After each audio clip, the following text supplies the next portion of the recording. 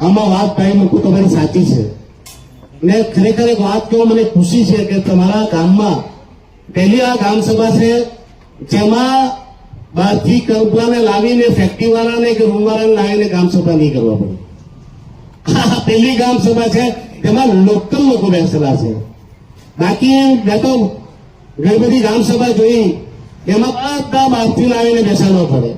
એનું કારણ બી છે કે તમે જે હમણાં કહેતા છે કે ભાઈ લોકો આવે બોલે ને કઈ થાય નહીં. વાત બી સાચી છે. તમને કહો કે આપણે હમણાં ભરતને દોષ આપીએ કે આપણે બેન જાગૃતિબેનને દોષ આપીએ, પણ દોષ આપવા જેવું છે નહીં. કેમ કે એમની પાસે કોઈ પાવર છે નહીં. આપણા જે પાવર્સ છે જિલ્લા પંચાયતના, નગરપાલિકાના કે ગ્રામ પંચાયતના, એ બધા પાવર્સ છીનવાઈ ગયેલા છે. આજે જે ઘર મકાન દુકાન તૂટે ને એનું બી કારણ એ જ છે કે આપણા પંચાયત, જિલ્લા પંચાયત અને નગરપાલિકાઓના પાવર છીનવાઈ ગયેલા છે. તો આ બધી સમસ્યા છે, પણ તમને હું વિશ્વાસ અપાવું કે આવતા વર્ષમાં આ બધી સમસ્યા નહીં થાય. કેમ કે કાલે જ મારો એ 377માં ક્વેશ્ચન લાગેલો હતો પાર્લામેન્ટમાં. મારે પાર્લામેન્ટમાં બોલવાનું હતું, પણ પાર્લામેન્ટ એક્ઝામ થઈ એટલે ત્યાં પાર્લામેન્ટમાં એવું હોય કે જે ક્વેશ્ચન તમે બોલી નહીં શકતા હોય તે સમયે તમારે લેખિતમાં પાર્લામેન્ટના સદનમાં મૂકવાનું હોય, જેથી તે પાર્લામેન્ટના ક્વેશ્ચનમાં ગણાય. તો કાલે મેં આ જ ક્વેશ્ચન કાલે મૂકેલો હતો, તો દુર્ભાગ્યપણે કાલે પાર્લામેન્ટનું સદન એક્ઝામ થયું અને તે ક્વેશ્ચનને મારે લેખિતમાં રજૂઆત કરવી પડી. તેમાં મેં આ જ માંગ કરી છે કે ભાઈ ભારતના સંવિધાનમાં 73-74 નું જે સંશોધન સંવિધાને કરેલું અને તેમાં પંચાયતોને, જિલ્લા પંચાયતોને અને નગરપાલિકાઓને પાવર આપે, પણ આપણે ત્યાં જે આપણા પૂર્વ સાંસદ કહેતા હિંમતનગરથી હિંમત લઈને આવેલા જે પ્રશાસક પ્રફુલ્લ પટેલ છે, તેમણે હિંમત કરીને આપણા બધાના પાવર છીની લીધા. હવે એ પાવર છીનવાઈ ગયા. અને તમને એક વાત કહું, આ મંચ પરથી એ કોઈના બાપની કે કોઈના બાપની તાકાત નહીં મળે કે આ પાવર છીની લેવાય. ભારતનું સંવિધાનમાં સંશોધન કરવા માટે પહેલા પાર્લામેન્ટના પહેલા આપણે ત્યાં જે સ્વરાજ્ય સંસ્થાઓ છે એમના પાસે સજેશન ઓબ્જેક્શન લેવાના હોય, આપણા નાગરિકો પાસે સજેશન ઓબ્જેક્શન લેવાના હોય, પણ આ કોઈ પ્રક્રિયા કરી નહીં. દમણ દીવના દાદરાનગર હવેલીનું મર્જર બતાવી ને એમણે નવા જ એમેન્ડમેન્ટ બનાવી દીધા અને એ એમેન્ડમેન્ટમાં કોઈની સલાહ, કોઈની સૂચન લેવામાં નહીં આવ્યું અને તે જ એમેન્ડમેન્ટ આ મોકલી ને એને એ રીતે પાસ કરાવી ને આપણા ઉપર થોપી. એકચ્યુઅલમાં કોઈ પણ ભારતનું સંવિધાનમાં જ્યારે એમેન્ડમેન્ટ કરવાનું હોય તેની પ્રક્રિયા હોય કે પહેલા સ્વરાજ્ય સંસ્થાની સલાહ સૂચન લેવાનું, તેમના ઠરાવો પાસ કરવાના અને તે ડ્રાફ્ટ બનાવીને ડ્રાફ્ટ ઉપર લોકોની રાય લેવાની કે સજેશન ઓબ્જેક્શન લેવાના અને જેમાં ઓબ્જેક્શન આવે તો તે ઉપર હેરિંગ કરવાની. હેરિંગ કર્યા બાદ ડ્રાફ્ટને ફાઇનલાઇઝ કરીને પછી અપ્રુવ માટે મોકલવાનું અને તેમાં એમેન્ડમેન્ટ જયારે કરવાનું હોય ત્યારે લોકસભામાં તે મૂકવું પડે અને રાજ્યસભામાં બી પાસ કરવું પડે અને બંને પાસ થયા બાદ તેના પછી રાષ્ટ્રપતિજીની મંજૂરી આવે અને હમણાં પણ કમસે કમ 15 કે 17 જેટલા એમેન્ડમેન્ટ આવવાના. તો જયારે પાર્લામેન્ટ ચાલુ થવાની હોય એના 15 થી 27 દિવસ પહેલા એ એમેન્ડમેન્ટ બિલો પાર્લામેન્ટમાં મુકાય અને એમાં રીતસરની ચર્ચા અને વિચારણા માટે પાર્લામેન્ટમાં સમય આપવામાં આવે. ને પોતે જ સંત્રી મંત્રી બધો એને એમેન્ડમેન્ટ કરવા વગર આપણા પર 8 વર્ષથી છેલ્લા 22-23માં આ બધું જે થયું એમાં 5-7 વર્ષમાં એને એમેન્ડમેન્ટ કરીને સર્વનાશ કરી નાખ્યું. અહીંયા પંચાયતના સરપંચ બી છે, જિલ્લા પંચાયતના બી છે. 5-7 વર્ષથી તો એ લોકોને ફંડ બી નહીં આપે. હમણાં જે જીપીડીપી ની વાત કર્યા કરે, આ બીજા રોડોની એ લોકોએ આમાં માંગ કરી, પણ હવે આ લોકોને કેટલું ફંડ આપેલો તે લોકો જ જાણતા છે. આમાં લગભગ 2.5 કરોડ રૂપિયાનો ફંડ છે, પણ આ તમને એમ લાગે કે આ બધા ફંડ આપી દીધું. ફંડ નહીં આપ્યું. આ લોકો માંગ કરતા છે. લાસ્ટ 6-7 વર્ષથી કોઈ ફંડ આપતા નહીં મળે. અને ઘણી વખત તો એવું થયું કે તમને જાણવાની જરૂર છે. ઘણી વખત તો એવું થયું, પંચાયતમાં ફંડ આવ્યું અને સરપંચો પર લખાઈ લીધું કે આ ફંડની અમને જરૂર નહીં મળે ને એ લોકો પાછું લઈ લીધું. ઘણા સરપંચે સાઈન નહીં કરી તો સેક્રેટરી પાસે લખાઈ લીધું. આપણા પૈસા, આપણા વિકાસના પૈસા પ્રશાસકજીની તિજોરીમાં પોતાના ફાયદા માટે વપરાય. કદાચ હું ખોટો હોય તો ભરત બતાવશે. તો આ જે બધી ઘટનાઓ ઘટાઈ રહી છે એનું કારણ, મુખ્ય કારણ એ છે કે આપણા પંચાયતી સંશોધનમાં તે ભૂલ કરાવ્યું. તો આજે હું ઘણા બધા સંશોધનો કરાવવાનો જ છું. હું હમણાં જ પૂછતો હતો કે કચ્છી ગામમાં તો 15 વર્ષ સુધી સાંસદ રહ્યા, પણ મેં કચ્છી ગામની જેટલી ખરાબ સ્થિતિ જોઈ એવી સ્થિતિ 24 ગામમાં કશે નહીં મળે. એટલા ખરાબ રોડ કે આ કનોજની જંગની આ બાજુમાં તો એવા રોડ થઈ ગયેલા કે એ રોડ પર તો મને લાગે કદાચ હું નાનો હતો ત્યાં સમયે રોડ બનેલા હશે. આજે પાણીની બી એટલી બધી સમસ્યા આપણે પાર્લામેન્ટમાં બોલીએ કે ભાઈ પાણી તો કોઈ પ્રોબ્લેમ નહીં. જોકે ભરતે મને કીધેલું કે અમે તો લખીને નહીં આપે, પણ હવે આપણા જ માણસો લખીને આપે તો આપણે પાર્લામેન્ટમાં શું બોલીએ? હમણાં ઘણી બધી વાતો કરી. કલ્પેશભાઈ, મેં પહેલો જ મુદ્દો આ સ્મશાન ભૂમિનો લખેલો આ તારા બોલવા પહેલા જ. કેમ કે મને દુઃખ થાય કે આજે 15 વર્ષ થઈ ગયા સાંસદજી રહ્યા ને એક સ્મશાન ભૂમિ નહીં બને. मैं मानू कि भाई एम के બધા એમ કે પ્રશાસકજી ક્યાં કરે કે સ્મશાન ભૂમિ બનાવે. ભાઈ સ્મશાન ભૂમિની તો બધાની અલગ અલગ માન્યતા છે. આપણા વાળાથી પાછા ત્યાં માયાસી ફરિયાઓ બનાવેલું તે લોકોનો અલગ હશે. તે લોકો પાછા અહીં નહીં આવે, પેલા લોકો ત્યાં નહીં જાય. કદાચ આપણા આદિવાસીનો પાછું અલગ હશે. અરે અહીંયા તો વિહામોની બદલે આપણા વાળાની માન્યતા તો એટલી ખતરનાક કે વિહામો આપણા વાળા જલ્દી જલ્દી બદલે. તો આ કઈ આપણે આ સ્મશાન ભૂમિ બદલવાની છે? એટલે સ્મશાન ભૂમિ તો બનાવવાની. જો ગામમાં કોઈ ડિસ્પ્યુટ હોય તો તે લોકોને બી સમજાવવાનું કે આનાથી મોટું ધર્મનું કામ કોઈ નહીં મળે. સ્મશાન ભૂમિથી મોટું પવિત્ર વસ્તુ કયું છે? અને આટલા વર્ષથી ત્યાં આપણે સ્મશાનમાં લોકોનો અંતિમ ત્યાં જ આપતા અંતિમ ક્રિયા ત્યાં જ થતી છે. તો આ પવિત્ર કામમાં જેની બી જમીન હોય તેને સમજાવવાનું કે ભાઈ જમીનમાં આટલી નહીં કરો. આખી જમીન તો એ જોઈ જતી છે. લોકો જમીન કરતા હતા, બધી જમીન એ જ લઈ ગઈ. સમજી ગયા? એટલે બધાને એ જ કહેવાનું કે ભાઈ સ્મશાન ભૂમિનું પ્રથમ કામ છે એને કરવાનું. બીજું ભાઈ પેલો કોઈ કહેતો હતો કે ગાર્ડન ભરતભાઈ બી કહેતો હતો કે આપણે માંગ કરેલી, તો આ ગાર્ડનને પ્રાઇવેટ બનાવવાની માંગ તો આપણે નહીં કરેલી હોય. ગાર્ડન બની જાય ને પછી પ્રાઇવેટ વાળા આવી જાય ત્યારે શું કરવું? હમણાં મને જે દેખાયા કરતું છે તે પ્રાઇવેટ વાળું દેખાયા કરતું છે. ને આજે દમણ દીવમાં એક પ્રાઇવેટથી ચલણ ચાલુ થઈ ગઈ છે. વાપરવાના ને પછી પ્રાઇવેટ વાળા આવીને અહીંયા ધંધો કરવાનો. દમણ દીવની જે અલગ છે તે તમે એક બે વાત કહી જાઓ. એટલે આ ગાર્ડનના તમે વાત કરી એટલે કે ખરેખર ધ્યાન રાખજો. આપણા સર્કિટ હાઉસ દમણમાં એક બનાવેલું બહુ મોટું સર્કિટ હાઉસ, દીવમાં બી બહુ સરસ સર્કિટ હાઉસ બનાવ્યું. દમણ દીવને દાદરાનગર હવેલીનું ભવન છે દિલ્હીમાં, તેમાં કરોડો રૂપિયા ખર્ચ્યા અને પછી કોને આપી દીધા? હોટલવાળાને. હમણાં દિલ્હીમાં જે ભવન છે ને દિનેશભાઈ, એ ભવનમાં એક રૂમ 16,000 રૂપિયાની છે. આના દિવસમાં 9,000 રૂપિયા. હવે દમણ દીવ વાળા ત્યાં દિલ્હી જવાનું હોય તો 9,000 રૂપિયા ભરવાના. કોનું ભવન? આપણું. કરોડો રૂપિયા ખર્ચાયા આપણા. ને હવે આપણે શું કરવાનું? ત્યાં જઈને ભાડા ભરવાનું.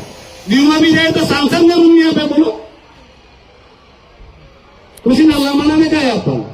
તો પછી તમને હમણાં લાગતું હોય કે ગાર્ડનનું ડેવલપ થયા કરે, પણ તમે શાંતિથી વિચારજો. આ તમારું ગાર્ડન વેચાઈ ગયું છે, એને વેચાઈ ગયું કહેવાય. એ તમને એક લારી લગાવવાની લે. હમણાં બધા બીચીસ પર ગાર્ડન બનાવ્યા બન્યા. શું આપણા વાળા લોકોને ત્યાં ગાર્ડનમાં આપણે ધંધો કરવા લેતા છે? એટલે કોઈ બી વસ્તુ કરે તો તેને આંગળી રીતે આમનો કહેવો કે આ વિકાસ કર્યા કરો. એ વિકાસની પરિભાષામાં વિનાશ બી બની શકે. વિકાસની પરિભાષા એ છે કે સ્થાનિય લોકોને જે તે વસ્તુ બને તેનો બેનિફિટ મળે, અને તે બેનિફિટ નહીં મળે તો તેને વિકાસ નહીં ગણાય. આ ગાર્ડન બનવું જોઈએ, સરસ બનવું જોઈએ, પણ અહીંયા જે કામ ધંધો થાય એનો ફાયદો આપણા લોકોને મળવો જોઈએ. અહીંયા જે રૂમો છે તેમાં ઓછામાં ઓછી જો પ્રાઇવેટ આપે તો 50% તમારી પંચાયતની અંદર રાખો, તો તેનો વિકાસનો ફાયદો થયો. અંદર દુકાનો લાગે, લારી લાગે, ગલ્લા લાગે, એ 100% આપણા સ્થાનિય લોકો તમારા કચ્ચી કમાવાનો પહેલો મોકો મળવો જોઈએ.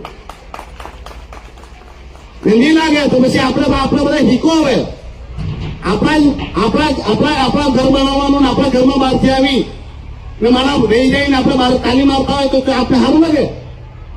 એટલે આ વસ્તુ બનાવે. પણ હું એ કમિટીનો સદસ્ય છે. હમણાં 5 થી 7 કમિટીમાં, મંત્રાલયની કમિટીમાં આ ફિશિંગ કમિટી છે, એગ્રીકલ્ચર છે, ફૂડ એન્ડ પ્રોસેસિંગ છે, કોર્પોરેશન છે, એનિમલ એન્ડ હસબેન્ડરી છે.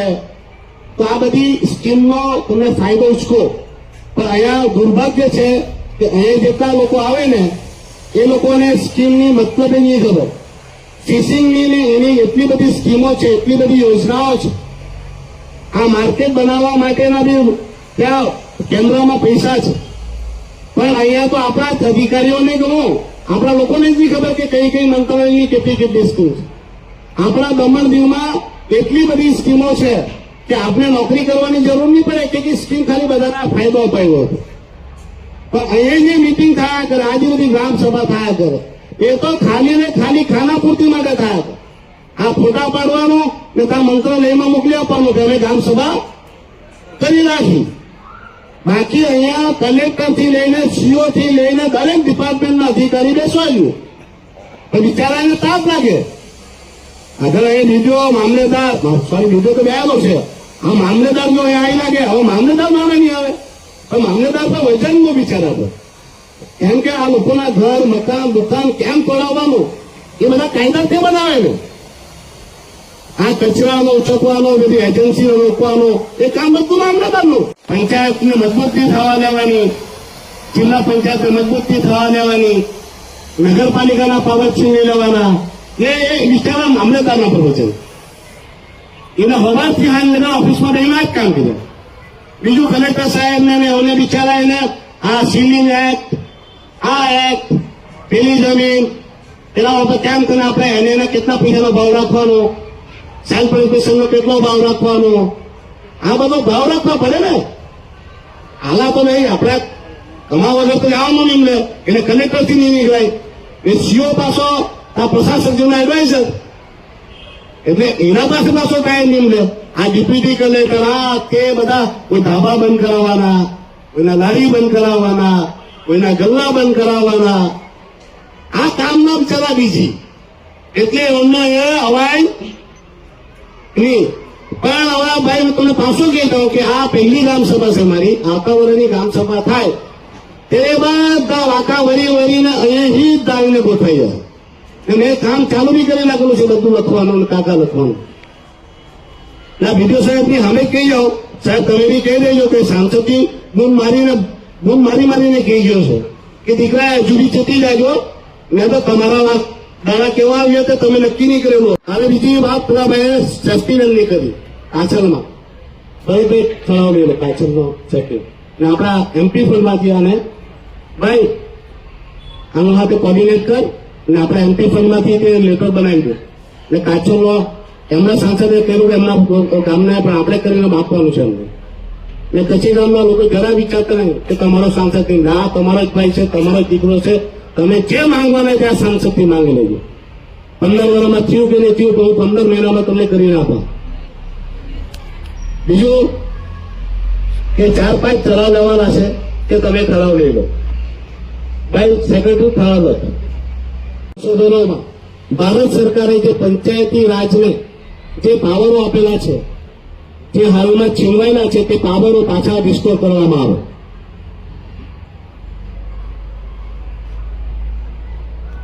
બીજું ટોરેન પાવરનો કોન્ટ્રાક્ટ તાત્કાલિકપણે રદ કરવામાં આવે.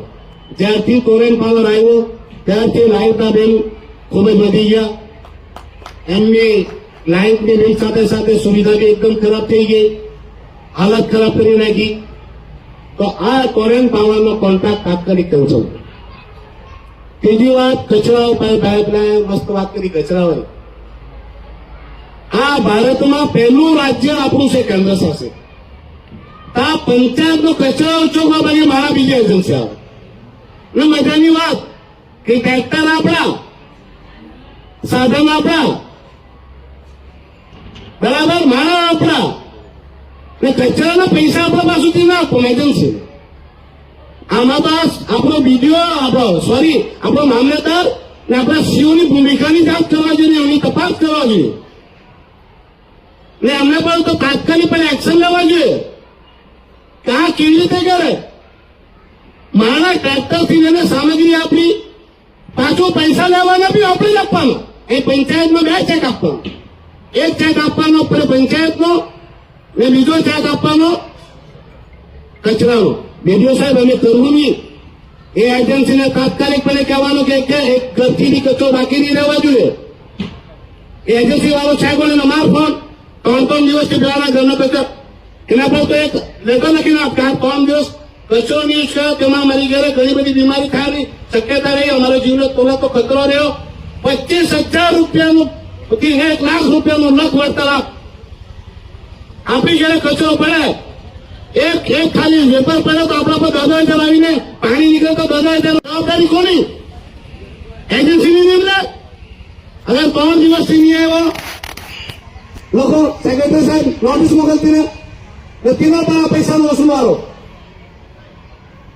ને પૈસા લાવવાનો ને સફાઈ આપણે કરાવવાની. હવે એની ઘરની આજુબાજુમાં ગંધ હોય, ઘરમાંથી તો ખોડો કચરો સાથે અમે તો મચ્છી મટન બધું ખાય, તેનો વેસ્ટ પડેલો હોય, એમાં ભયંકર બીમારી ફાટી નીકળે. તો તેમને બી લેટર આપો અને સાથે સાથે ઠરાવ કરો કે કચરાની એજન્સીનો જે બી કોન્ટ્રાક્ટ છે એ તાત્કાલિક ધોરણે રદ કરો. એ તો પંચાયત કરી શકે. નેતા લખીને આપી દો કે પંચાયતમાં કે અમે પંચાયતનું કામ અને પોતે કરી લેશું. અરે સાફ સફાઈ આપણે નહીં કરવાનું, કોણ કરવાનું? મને વાત નહીં કે કચરો ઉચકવાનો આપણા આપી લે ને કચરો વેચવાના બી પૈસા લે. આ તો મોટામાં મોટા આ સીઓને મામલતદારની તો ભૂમિકા જાત કરવા જ જોઈએ. એ મોટામાં મોટા કચરાના માફિયા બની રહ્યા છે. એની ઇન્કવાયરી હું માંગતો જ છે, જોવાનું જ છે એનું કાંઈ કરવાનું છે. બીજું ડીએનએ છે ને દમણ દીવને મર્જ કર્યું. હવે કહેવાયેલું કે એસેમ્બલી આપવાના, તો ભાઈ આ ઠરાવ નથી. દમણ, દાદરાનગર હવેલી અને દમણ દીવને પૂર્ણ એસેમ્બલી આપવામાં આવે અને જો એસેમ્બલી નહીં અપાતી હોય તો દમણ દીવને દાદરાનગર હવેલીથી છૂટું પાડવામાં આવે અને પહેલા જે યુપીના અલગ સ્ટેટસ હતા તે મેન્ટેન કરવામાં આવે. 19મી ડિસેમ્બર જે આપણો મુક્તિ દિવસ છે એની ઉજવણીની રજા, જાહેર રજા હતી. તે રજા 19મી ડિસેમ્બરની મુક્તિ દિવસની રજા આપવામાં આવે અને મુક્તિ દિવસ જેમ પહેલાની જેમ ઉજવાતો હતો, જે આપણો સંવિધાનિક અધિકાર છે તે 19મી ડિસેમ્બરનો મુક્તિ દિવસનો પર્વ ધામધૂમથી સ્વતંત્ર સેનાનીઓના માન સન્માનથી, શહીદોના માન સન્માનથી અને પ્રજાતંત્રના વિશ્વાસ માટે 19મી ડિસેમ્બરની ઉજવણી ફરી ચાલુ કરે. બાકી આ નહેરનું પાણીની વાત તો એ કરી. નહેરનું પાણી આપણા ખેડૂતોને મળવા જોઈએ ને આમાં ઠરાવમાં લખો કે જે ખેમાણી પાણી લ્યા કરતો છે ને નહેરનું, એ તાત્કાલિક બંધ કરો. એ ખેમાણીની ફેક્ટરી ચલાવવા માટે નહેરનું પાણી નહીં ચાલુ કરેલું. એક ખેડૂતો અહીંયા ફરિયાદ કર્યા કરે કે અમને પાણી નહીં મળે, અહીંયા લોકોને પીવાનું પાણી નહીં મળે. એ ખેમાણીના દારૂ બનાવવા માટે ફેક્ટરી ચલાવવા માટે પાણી નહીં આપવું નહેરનું. તે બી ઠરાવ લાવો કે ત્યાંથી નહેરનું પાણી જે ખેમાણીને ડિસ્ટિલરીમાં જતું છે તે બંધ કરીને ફાર્મરોને આપવામાં આવે. બીજું જાતા આટલું કહી જાઓ કે જે બી અધિકારી છે, જે બી યોજનાઓ તમારા પાસે છે એ બધી યોજનાઓની જાણકારી આ ગ્રામજનોને મળે એવું કરજો અને જાણકારી આપ્યા બાદ એ લોકોને સમજાવજો કે કેવી રીતે આ યોજનાઓનો લાભ લેવાનો. અર્જુનભાઈ અમે તો કહી જાય કે આ છે તે છે, પછી તારા એમ કે 4 વર્ષથી એગ્રીકલ્ચરમાં ટ્રેક્ટર ને આ ને તેની ફાઇલ ફર્યા કરતી છે ને ફાઇલ ફરતા પાછી કઈ થતી છે, ખોવાઈ જતી છે. હવે તો કોઈ દીકરા ફાઇલ ખોઈ નાખી ને જેને ફાઇલ ખોઈ નાખી તો બીજું કઈ કર્યા નહીં, આંગળા બધા આમ તેમ કરી નાખા. એટલે હવે બધી યોજનાઓ તમે હરકી રીતે સમજાવો, ઇમ્પ્લિમેન્ટેશન થાય તે જોજો. વીડિયો સાહેબને ખાસ કહેવાનું કે તમે આ ફોટોગ્રાફીનું કામ નહીં કરતા, તે બી કામ કરો, ઓથેન્ટિક કરો અને લોકોને જે એનો હક છે અને અધિકાર છે તે મુજબની સુવિધા અપાવો. બસ એ જ કહેવાનું. સાથે સાથે લાસ્ટમાં તમને કહી જાઉં આ કચરાવાળું જે છે તેને તો તાત્કાલિક પણ એક્શન લેજો અને જે જે ઘરે બાકી છે તેમનું કામ પૂર્ણ કરાવજો અને હવે કયો કોન્ટ્રાક્ટ પાછો કેવી રીતે રદ કરવાનું તે રીતે તમે આ લોકોને સમજાવી જાજો.